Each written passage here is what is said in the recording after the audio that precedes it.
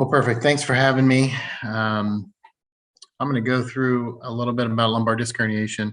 I'm going to go in. It's hard to talk about this without really talking about the surgical treatment. So I'm probably going to overlap a little bit with kind of what they talk about, what you're going to have in your next session. But I figured it was worthwhile to go through that. And then, of course, I'll put a plug in for my subspecialty that's kind of near and dear to my heart. So a little bit of functional neurosurgery too. Not sure I can really pull neurocritical care into lumbar disc herniation, but if I could, I'd try. I don't have any disclosures. I'm going to start with the history of lumbar disc herniation. The ancient Romans and the Greeks were the first to really have a sciatica described in text, and then moving up to the Byzantine period, that's when we really start crediting with the first known laminectomy, spinal fracture resulting in spinal cord compression. 1555, Vesalius identifies and describes the intervertebral disc, and in 1779, Pott identifies the link between sciatica and deformities of the spine, Pott of the infamous Pott's disease. 1814, moving ahead into the 1800s, Klein does a historic multi-level laminectomy for a thoracic fracture dislocation associated with signs of complete paraplegia. The patient lasted for 3 days after this, and this was a huge argument against spine surgery. They thought that this was detrimental to people and not helping them. 14 years later, Smith performs the first successful laminectomy in a patient who'd fallen from a horse and sustained a traumatic paraplegia. This patient survived and had a partial recovery, so now kind of gets spine surgery back into the fray of things. 1857, Virchow first describes intervertebral disc pathology. They described a fractured disc at autopsy. 1887, Horsley does the first and most celebrated lumbar laminectomy for spinal tumor. And then 1896, Coker identifies a traumatic disc rupture at autopsy. And then finally, finishing up the 1800s, Makins and Abbott do 24 cases of laminectomy for vertebral osteomyelitis. So a lot of these names you'll see or hear as you get into the OR. A lot of these people have instruments named after them and other things. So, they've all been pretty influential in spine surgery. Moving into the 1900s, Oppenheim and Krauss do the first transdural intervertebral discectomy, so through the dura instead of moving the dura out of the way. They erroneously reported this disc as a chondroma. And then Charles Ellsberg of the Neurological Institute of New York, who was one of the most influential writers on spinal decompression, published a series of laminectomies in 1913 and subsequently published a textbook with regards to laminectomy in 1916. In 1911, Goldway describes and illustrates how weakening of the annulus fibrosus could result in dorsal displacement of the nucleus pulposus. So you kind of see where we're headed here. Probably most of you know the name Dandy. He described the first 2 cases of herniated lumbar disc causing cauda equina. This is the first consideration of decompressive laminectomy for intervertebral disc disease. This is, for those of you keeping score at home, 100 years after the first laminectomy, and then even 20 years after the first spinal fusion operations. So, really kind of out of order here, honestly, with our thinking. And then in 1932, Mixter and Barr first to describe the relationship between the disc herniation and radiculopathy. This was a landmark paper you can see there in the bottom right in 1934 with a series of 34 patients with herniated discs. They also reevaluated all the recent cases that were misdiagnosed as a chondroma at Mass General and retrospectively diagnosed them as ruptured intervertebral discs. 1939, Love gives the first description of an extradural laminectomy technique. And then this guy in this picture here is Ghazi Yazergil. Some of you may have heard his name before. Yazergil's very infamous for microsurgery. 1967, he is the first to use a microscope for a discectomy. And then in 1977, he and Kaspar published the first results of lumbar microdiscectomy, Kaspar of Kaspar pin and Kaspar distractor frame. So when you see a ACDF for the first time, you'll see this is used in nearly every case. So obviously just showing very influential people to neurosurgery and to spine surgery in general involved in the lead up to what we know today as, the microdiscectomy and laminectomy. And then Robert Williams in the United States is kind of a forgotten pioneer of spinal microsurgery. In 1978, he popularized and published the technique in the United States. So I think the best way to always start these is with a case presentation. So chief complaint is progressive low back pain, right lower extremity radiculopathy. This is a 39-year-old female with 2 months of progressive low back pain and severe radiating pain into the right lower extremity. Shooting electrical shock-like pain that radiates down her right posterior lateral leg to the sole of her foot, also with associated numbness of the lateral foot. Ability to ambulate and perform usual activities has been severely impaired for the past few days. Pretty minimal past medical history, hypertension, hyperlipidemia, psoriasis, some meds, takes an aspirin. Most of these have been related to her recent pain, ibuprofen, Atodolac, Norco, and then takes some lisinopril for her hypertension. On exam, left lower extremity is full strength in the right lower extremity, except 4+ out of 5 in the knee and in plantar flexion, somewhat limited by pain. Patchy loss of sensation over the right lateral foot and posterior lateral leg. Positive straight leg rate test and no clonus. This is the MRI that they got for this patient. You can see here, this is a lateral or a sagittal view of the T2 MRI with disc degeneration at L5-S1 with a bulging disc at L5-S1, and an axial view here of that same T2 image with a right-sided paracentral or paramedian disc herniation. So a little bit of anatomy. The intervertebral disc really has 3 parts: the cartilaginous end plate, the nucleus pulposus, and the annulus fibrosus. And you can see that diagrammed in an axial view and in a more sagittal view here below. 2 other things to kind of keep in mind in the back here. This is the posterior longitudinal ligament, and then in the front is the anterior longitudinal ligament. Those will become important as we talk about disc herniations and kind of where those end up and why they end up in those positions. Pathophysiology of the disc herniation. The nucleus pulposus is composed of a high concentration of proteoglycans. This is the center of the disc and often the part that herniates out. There's an increased osmotic gradient between the nucleus and the adjacent plasma. That leads to an influx of water when you're recumbent and an efflux of water when you're upright. When the disc degenerates over time, that leads to a decrease in the concentration of proteoglycans, a decrease in the influx of water, a constant efflux of water, ultimately leading to decreased elasticity and wear and tear of the annulus over time. Herniation is secondary to preferential loss of the annulus with a disproportional strain on the nucleus, leading to herniation of the nucleus out of the annulus. The peak incidence of disc herniations occurs during the 4th decade of life, usually somewhere between the 3rd and the 5th decades. So, somewhere in our 20s, 30s, 40s, maybe into our 50s is where we're looking at this. And then, a good question here is why do we not see this in elderly population? And it's a good question. I think a lot of times the disc has degenerated so much at that point that you're unlikely to get a disc herniation. And, with arthritis and other scarring in their back, it just seems much less likely. So we definitely see this mostly in kind of the middle-aged population, so to speak. Symptoms that we see here include radiculopathy and back pain. Radiculopathy is really the thing to focus on because that's going to help you determine where the disc herniation is, and ultimately is what we're successful at treating with microdiscectomy and laminectomies. There is both a compressive and an inflammatory component. So about 20% of people are asymptomatic even with a compressive disc herniation. So, just like I tell patients in the office all the time, we don't treat the picture, we treat you. So if you have a huge disc herniation that you got an MRI for some unusual reason, we don't necessarily need to treat that if you're not symptomatic from it.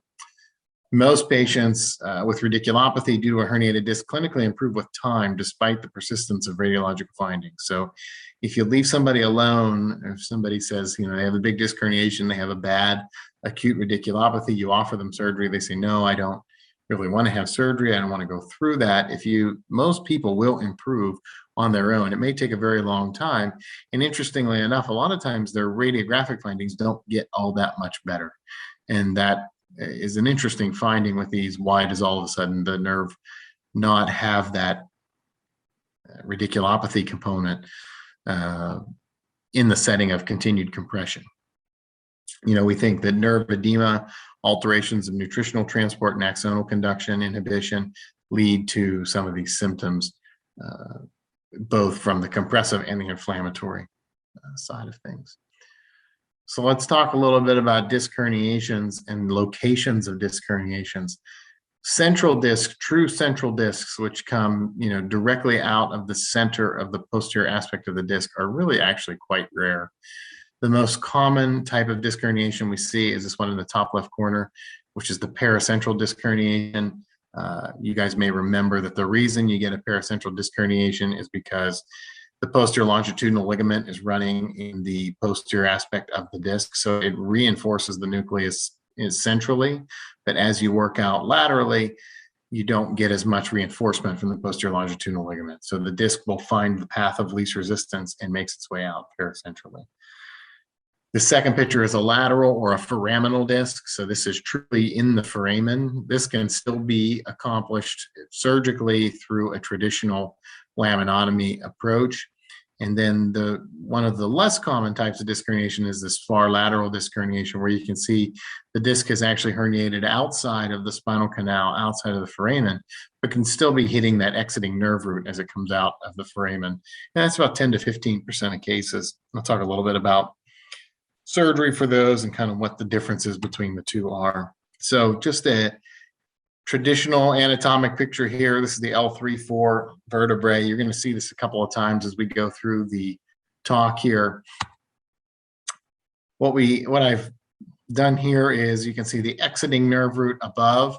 That's this nerve as it comes out of the foramen, and then the traversing nerve root below. I always describe this as, imagine cars getting off the freeway. So if you think of the nerve roots as, you know, they're going to come to their exit point, they're going to come to the spot on the freeway where they want to get off and go to their destination. The nerves will continue to line up, and as they get closer to their destination, they move more and more to the outside and ultimately end up out here as far laterally as possible within the spinal canal, and then they go down below the pedicle and out the foramen. So just think of it as cars kind of working their way from, you know, the innermost lane of the highway all the way to the right to get out of the traffic. And that's why it's important to understand this relationship, because the paracentral disc herniation typically compresses the traversing nerve root. And this is why when you talk about, you know, an L3-4 disc herniation, paracentral disc herniation, you're talking about compression of the L4 nerve root. This is the L3 nerve root as it comes out of the spine. Here, this is the L4 nerve root as it traverses down and comes out under the L4 pedicle. So again, this is why you get that compression of the traversing nerve root. Far lateral disc herniation really gives you the exact opposite. You're now compressing the exiting nerve root. So, and it's important to know that based on what to see on your imaging, where people's symptoms are, and, you know, putting the whole picture together before you proceed with any kind of procedure. Types of disc herniation. This is more kind of a nomenclature sort of portion of this, but you know, treating these are very similar regardless of what type of disc herniation. But, you know, simple degenerative disc bulge, you can see there in the top left corner here. Prolapse is where you get that, you know, worsening kind of bulging of the disc, potentially causing issue, compression of the nerve root. Extrusion is where you get that, you know, disc material completely coming out of the annulus. And then sequestration is where the entire nucleus comes out and is ultimately separated from the other contents of the center of the disc. So when we talk about patient presentation with a disc herniation, it's just like real estate: location, location, location. Laterality and level of the disc is super important. And you want to think about back pain, radiculopathy, and paresthesias. And do they have a dermatomal distribution? You know, I think the thing I stress with our residents and, you know, with other medical students is these aren't perfect. So the dermatomes aren't, you know, set in stone. If you see somebody who has a 4 or 5 disc herniation and you think their radiculopathy is maybe more consistent with an L4 or an S1, that probably still explains the problem. Where I think the dermatomes really are helpful is somebody tells you they have, you know, groin pain, L1, L2 kind of location, and you get an MRI and they have an L5S1 disc herniation. That's probably not related to what they're experiencing. So, you know, you want to be in the ballpark, so to speak, but not necessarily have to be exact with following this. But this is obviously very helpful. You know, L5 kind of gets that anterior shin, top of the foot into the bottom of the foot. S1 is kind of classically down the back of the leg into the lateral aspect of the foot. L4 kind of comes across the knee, L3 in the anterior thigh. So those are important locations to remember. You also want to think about other things that you can get with disc herniation, things like neurogenic claudication, something we see more classically in the elderly population. Cauda equina syndrome, which of course is, you know, perineal numbness, loss of bowel and bladder function, and lower extremity weakness. And this is a 3 for 3 kind of syndrome. You got to have all three. Having one of these three doesn't really get you in that Cauda equina syndrome category. People talk about more chronic Cauda equina syndromes, and that can happen with more chronic compression over time. The classic Cauda equina syndrome is a massive disc herniation in a young person, leading to acute symptoms. And then objective things to think about: positive straight leg raise test is a really good sensitive kind of finding. If you raise their leg up and they get that electrical shooting pain, that's a really good classic finding for a disc herniation. Femoral stretch test is another thing you can look at as far as, you know, looking for something to line up with your symptoms. Weakness and hyperreflexia are two things to really look for. Weakness is important because weakness leads us on the path of saying we really need to think about treating this surgically versus conservative management, which we're going to talk about as we go on.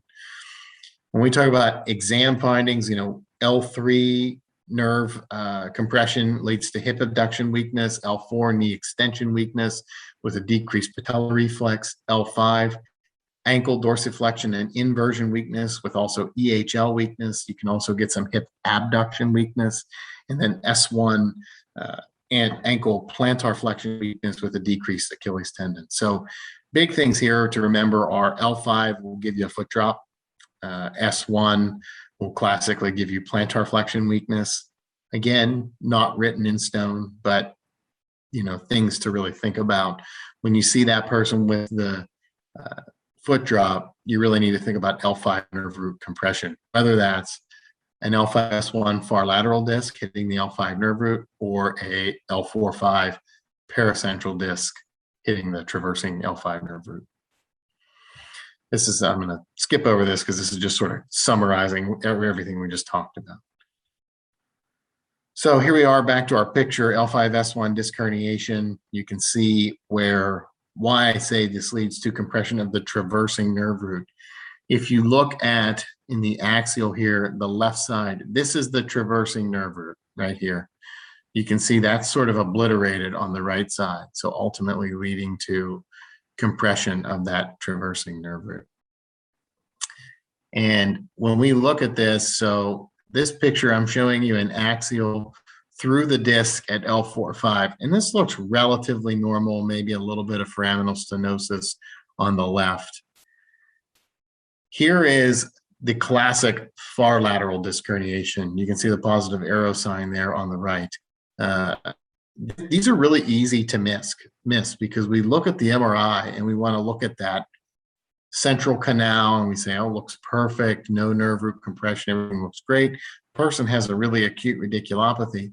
You can see here, this is a relatively large disc herniation, and it's pushing on that nerve, kind of right in the reason of the DRG, the dorsal root ganglion, which is a very painful spot to have compression. So really important to look at the whole picture and not miss these far lateral disc herniations.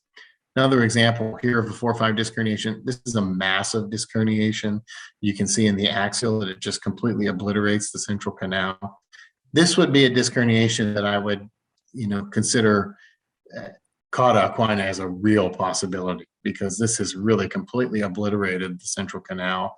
And this is certainly one that, when we talk about conservative management, this is probably not one you're managing conservatively, because this person's probably got some pretty significant symptoms and weakness. That being said, if they fall into that 20% of people that don't have that, maybe this is something that you can manage more conservatively.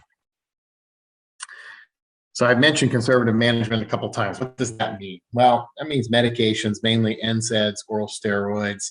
Those are the things we think about with treatment for disc herniation. Physical therapy is something that patients will fight you on and say, I don't want to do that. I've tried it in the past. It didn't really work for me. It really has quite good results with disc herniations and getting people kind of over the hump and getting them through their disc herniation. So not something to shy away from. And, I try to get everybody to go through that on a more, real world practicality kind of note.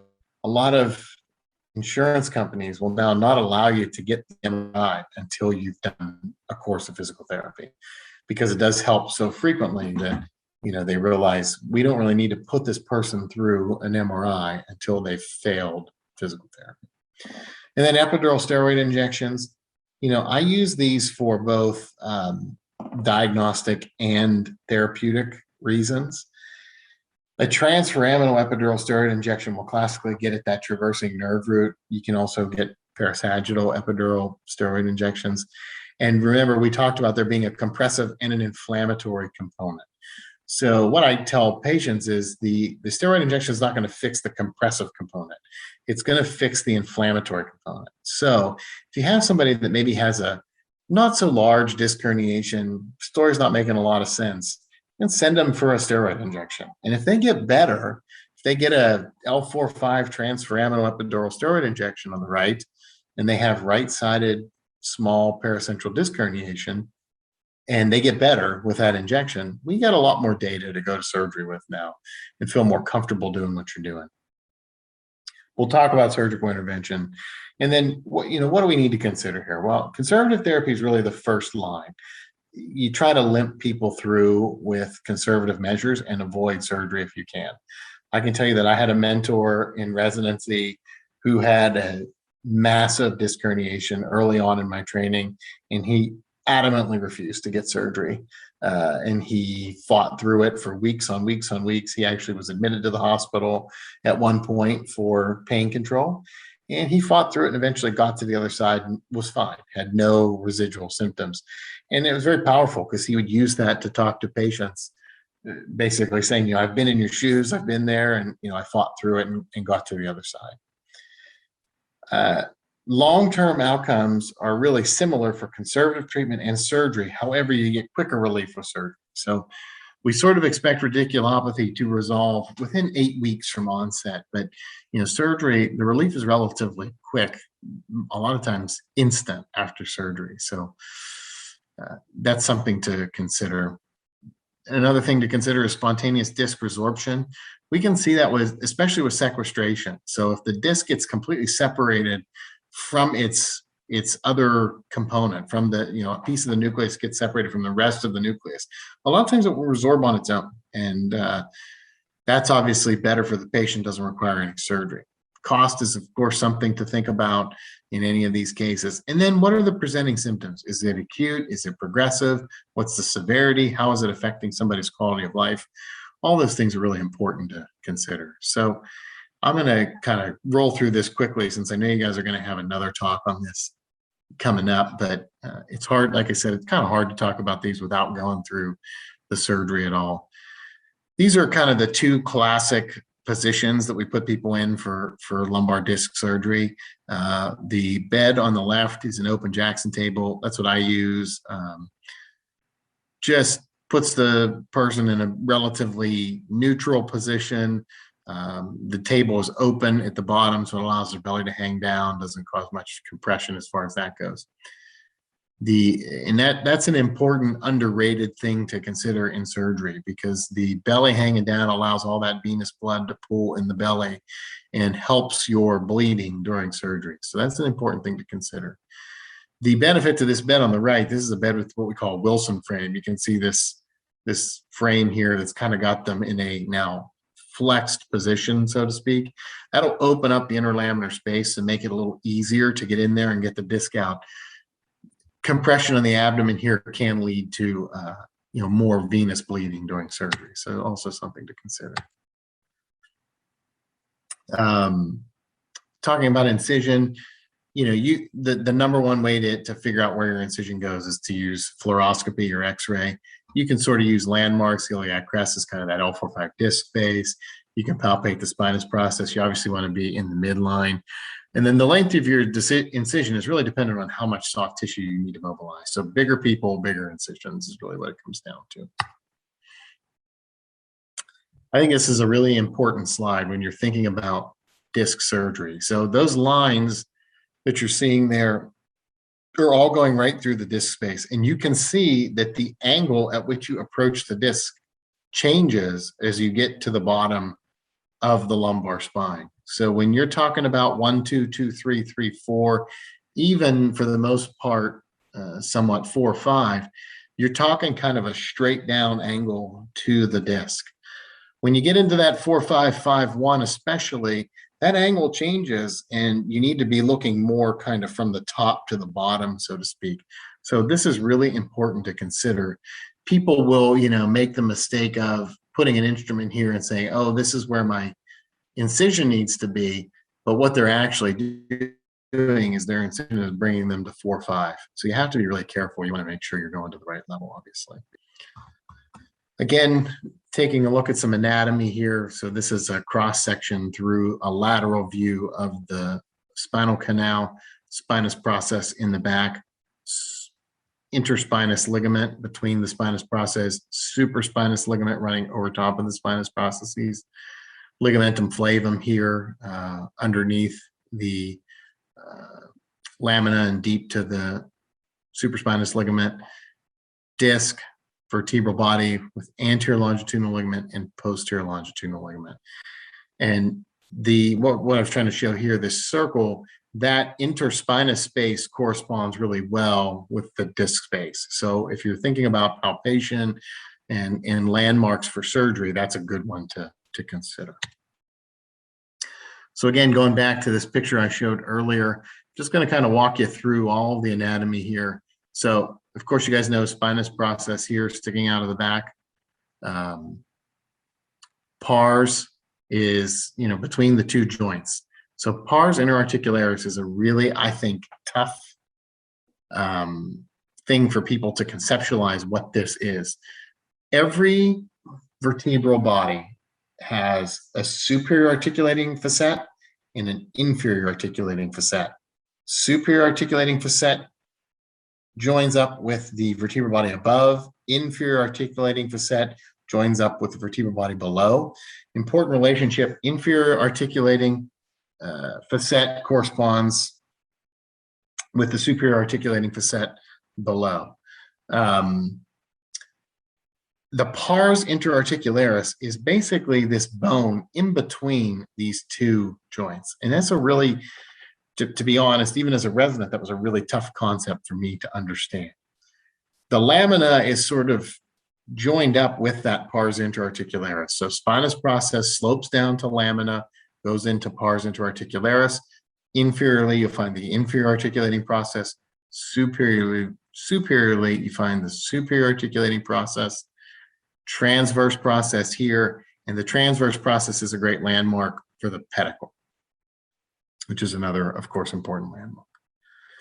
So just looking at this, from the back, this is obviously your view during surgery and where we're kind of trying to work. So now thinking about those nerve roots and their relationship here. So again, spinous process, lamina, pars interarticularis, facet, facet. Exiting nerve root, traversing nerve root coming down. When we talk about the classic paracentral disc herniation, we talk about traversing nerve root compression. And again, you can see that picture here again.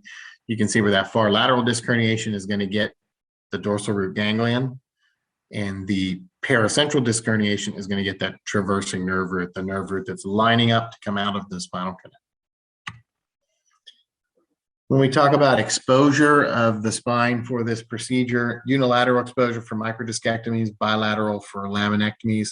We talk about subperiosteal dissection, so dissection of the paraspinous musculature away from the spinous process in the lamina, and that exposes up to the lateral. You want to expose up to the lateral extent of the lamina. You don't really want to get into the facets, because if you're not fusing, you don't want to disrupt the facet capsules. That can lead to joint instability over time. When we talk about a laminotomy, so you'll hear that term thrown around, laminotomy versus laminectomy. Laminectomy is complete removal of the lamina. Laminotomy is kind of a window into the spinal canal through a small opening. Laminotomy, you're going to remove the inferior lip of the superior lamina. So if you're talking about an L3-4 laminotomy, you're removing the inferior aspect of the L3 lamina. You kind of start medially at the base of the spinous process and work out laterally. Your upper extent is the insertion of ligamentum flavum, which is about 2/3 of the way up the lamina. The lateral extent is your facet joints. You really don't want to take any more than a medial third of the inferior articulating process. You can take about 1/3 of that process without causing instability, but you don't want to take more than that. And if you preserve, we use a drill for this most frequently, and you can kind of preserve that ligament below you to protect the thecal sac during surgery. What to show here is, so we're looking kind of at an oblique view. If you look here, this is the picture on the left is a relatively small laminotomy. And you can see with this big disc herniation, we're really pulling on the thecal sac to try to get to that disc herniation. Just removing a little bit more bone here, still have to retract the thecal sac. However, now we can easily get that disc herniation. So it's a little bit of a, Goldilocks kind of situation. Not too small, not too big. You want it to be just the right size. Again, just showing here some pictures looking at kind of what a traditional discectomy looks like. I think these are the bottom two pictures, probably the easiest ones to see. You can retract the thecal sac medially because there's no spinal cord here. You can do that. So you can get the nerves out of the way, get you down to the disc herniation, and ultimately allows you to remove that piece of disc herniation. Sometimes, depending on what the disc herniation looks like, you need to make an annulotomy. So that's what they're showing here with this knife, opening up the annulus and removing those portions. Again, this is just kind of reiterating what we just saw in the last picture, just from a different kind of view. This is sort of showing what we're trying to open. This is a Kerrison punch trying to open that space. Here is the traversing nerve root getting ready to go out down below. Here is the disc herniation, retracting the thecal sac, removing that disc herniation, and then freeing up that nerve. You can see a lot of times in surgery, if you notice, especially when you're on your sub-eyes or seeing these procedures, look at the before and after the removal of the herniated disc. It's oftentimes very deformed before surgery. It'll be kind of up or pushed medially, and then after you take the disc herniation out, kind of relaxes back to its natural position. Back to the far lateral disc herniation here, just as to show you the difference in the approach here. This is a more lateral approach. So that dashed line here, number 1, was taking us down to the paracentral paramedian disc herniations. 2 is sort of what you're looking for in between kind of 2 and 3 here is what you're looking for a far lateral disc herniation. You actually have to be on the outside of the spinal canal. That's what they're showing here with A and with B. B is kind of maybe the more traditional approach, or the what we call Wiltse approach to the far lateral disc herniation. And what they're doing here is, you can see there's some blunt dissection here. between two muscles, getting down to the transverse process, removing some of that ligament and bone on the outside of the pars, and ultimately getting to that disc herniation. Much more challenging to treat with surgery, these kind of disc herniations. I very much try to get people these conservatively at all costs, because I think they're just more challenging and oftentimes less fruitful at the time of surgery as well. Don't get a lot of disc herniation out. Can always be kind of confusing. It's very easy to get lost in these surgeries. Again, going back to this picture of this big disc herniation, you can see now the problems that this presents. What do you do with this? Can you really approach this through a unilateral approach? Do you need a bilateral approach to get this out? And I would argue, I would have probably done this as a laminectomy, to take the whole lamina off to get that large disc herniation out. So that's our segue into full laminectomy. You can see positioning can be relatively the same. This is our approach: skin incision in the top left corner, down to fascia in this second picture, opening the fascia and doing that subperiosteal dissection, spinous process down the middle, lamina out bilaterally. When we talk about laminectomy, we're talking about removing everything between the two pars. So in this picture at the bottom here, pars, everything in between the two is gone.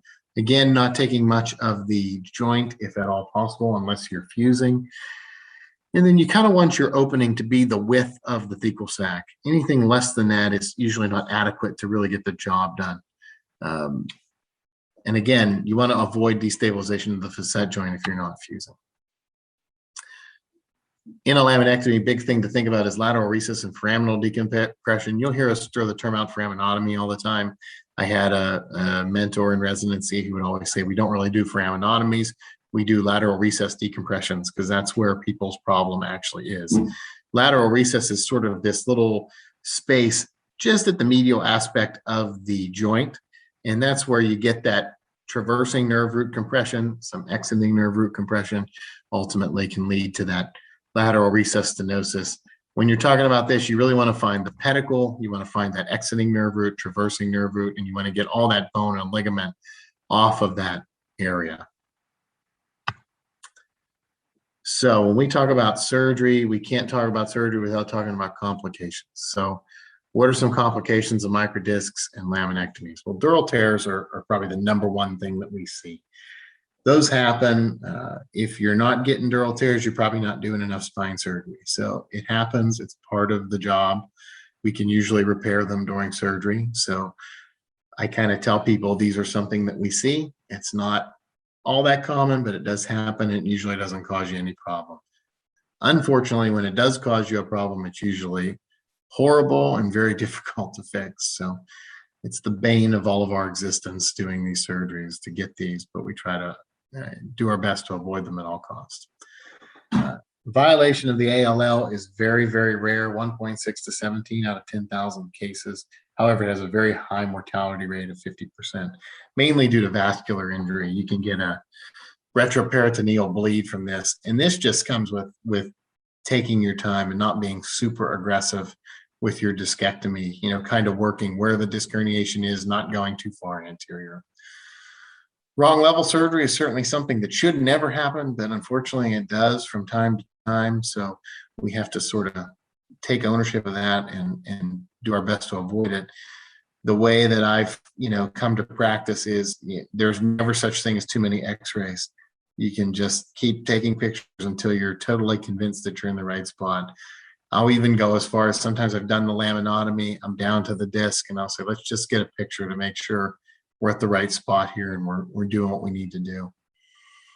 Persistent symptoms is probably the most common quote unquote complication, not necessarily a complication. This is where I'll put my plug in for spinal cord stimulation. A lot of people who end up with spinal cord stimulation are falling into this category of post-laminectomy syndrome or failed back surgery syndrome.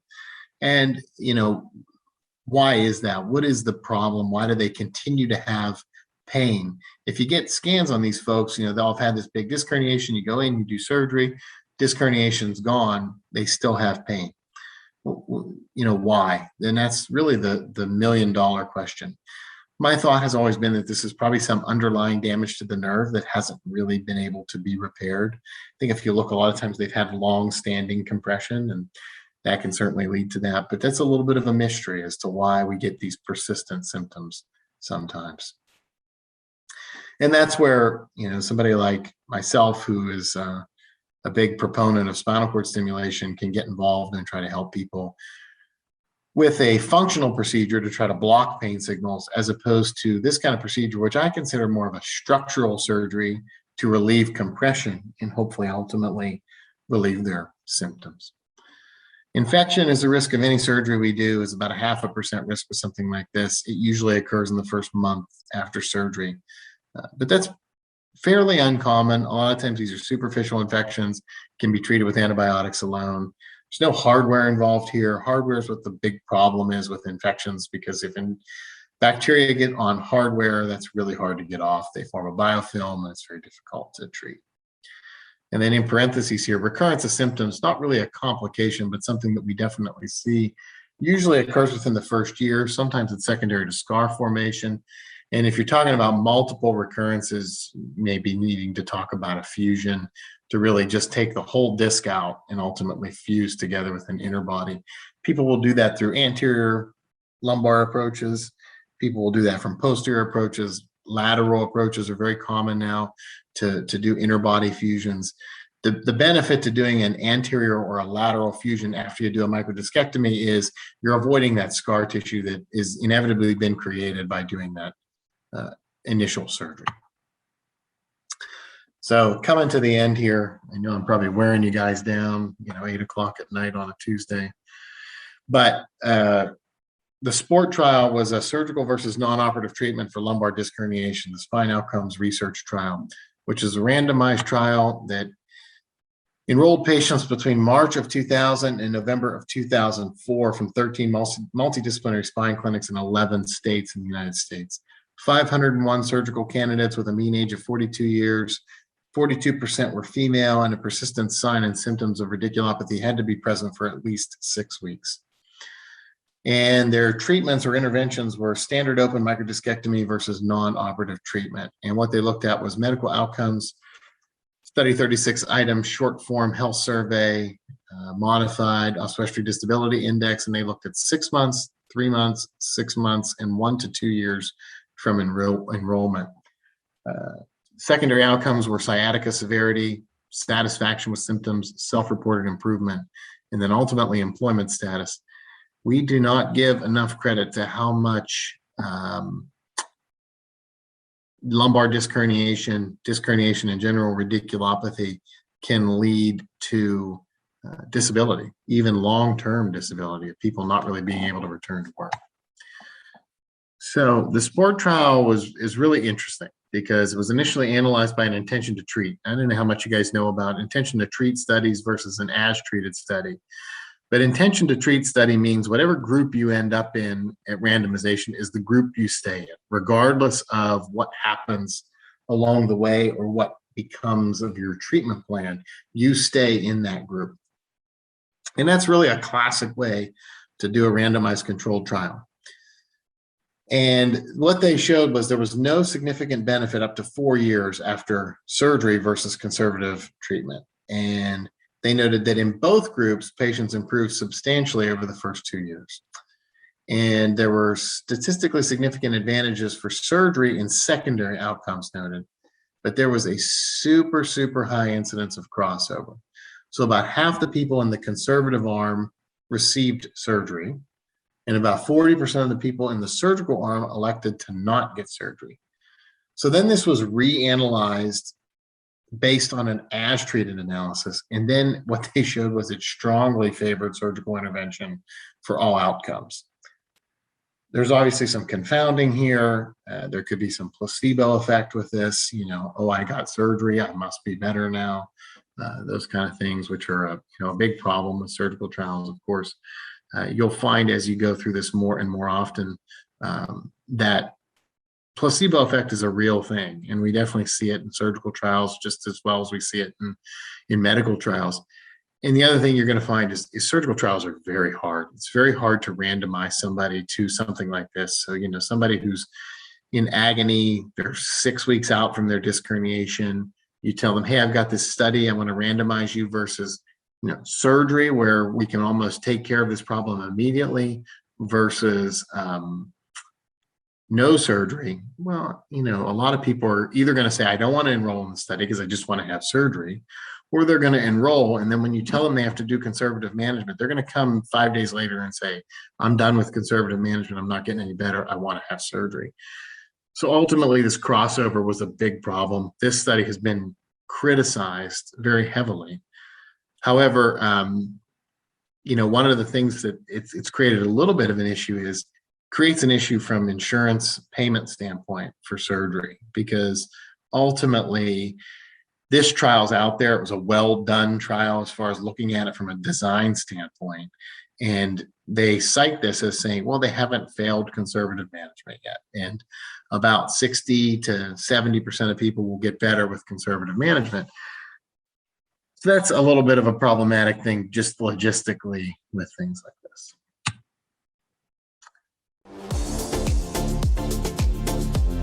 Hey everyone, Ryan Rad here from neurosurgerytraining.org. If you like that video, subscribe and donate to keep our content available for medical students across the world.